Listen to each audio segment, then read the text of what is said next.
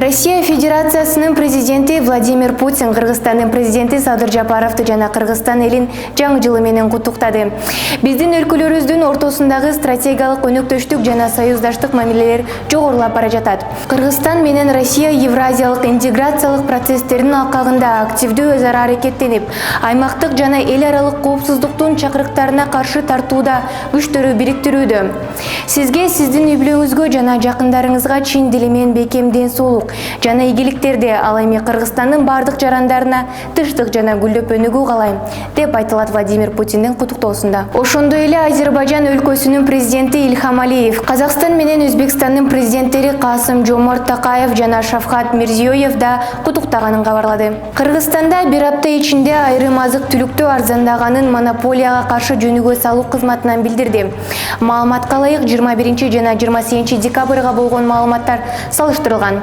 Көпчүлүк азык-түлүктүн баасы өзгөргөн эмес, бирок айрымдары кымбаттап же арзандатылган. Азык-түлүктөрдүн баасын өзгөрүлгөндүгү жөнүндө кененирээк маалыматты Сокол медиа сайтынан окуй аласыздар. Абанын булганышы адамдын ден соолугуна экологиялык олуттуу коркунуч болуу эсептелинет. Сырттагы абанын булганышынан тышкары үй ичиндеги түтүн, биомасса, керосин жана көмүр жагып, үйлөрүн жылыткан болжол менен 2 миллиард 600 миллион адамдын ден соолугуна олуттуу коркунуч келтирилет. Абанын булганышынын эки түрү бар: сырткы абанын булганышы жана үй ичиндеги абанын булганышы. Ал күйүүчү майларды, көмүр, отун же керосин сыяктуу ачык отко же начар желдетилүүчү жайларда примитивдүү мештерди күйгүзүү менен байланышкан. Португалиялык чабуучу Криштиану Роналду карьерасын Сауд Арабияда улантат.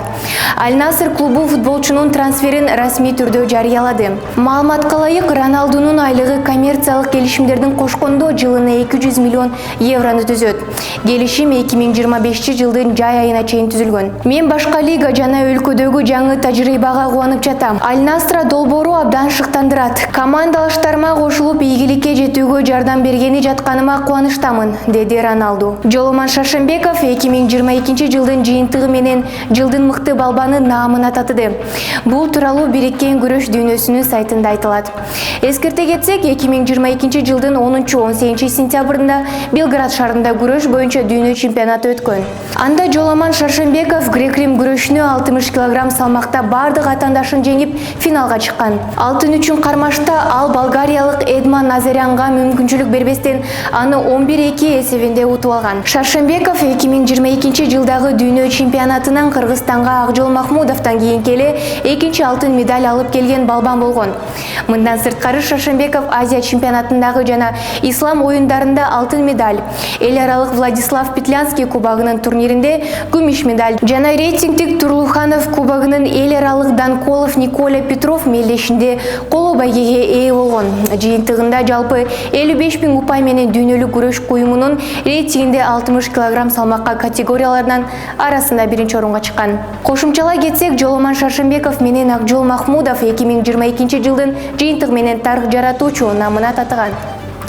Мамлекеттик салык кызматы Кыргызстандагы президент баш болгон бардык саясий кызматтагылардын 2021 жылдагы декларациясын жарыялады. Ага ылайык президент Садыр Жапаров 2021 жылы 997 000 сом киреше тапкан. Документте Жапаровдун 60 соток жерге ээ экени жазылган. Министрлер кабинетинин төрагасы Акылбек Жапаров 2021 жылы 1 миллион киреше тапкан. Орун басарлары Адылбек Касымалиев 896 000 сом. Эдил Байсалов 4 миллион 172 000 сом тапкан. Мурдагы орун басарлары Арзыбек Кожошев 735 000 сом, Азиз Алиев дээрлик 243 миллион киреше тапкан. Кыргызстандын мыйзамдарында саясий кызматтарды ээлегендер жыл сайын кирешеси, мал мүлкү боюнча декларация тапшырат. Бирок буга чейинки декларациялык кампаниялардын жыйынтыгында өлкөдөгү эң байделген атка минерлердин айрымдары мүлктөрүн жашырып, кагаз жүзүндө эч кандай мүлк катталбаганын коомчулукка сын пикирлер жараткан. Буга байланыштуу Кыргыз бийлиги жогорку кызматкерлердин мүлктөрүн ачыктаганын камсыз кылуу боюнча бир катар демилгелер менен чыккан.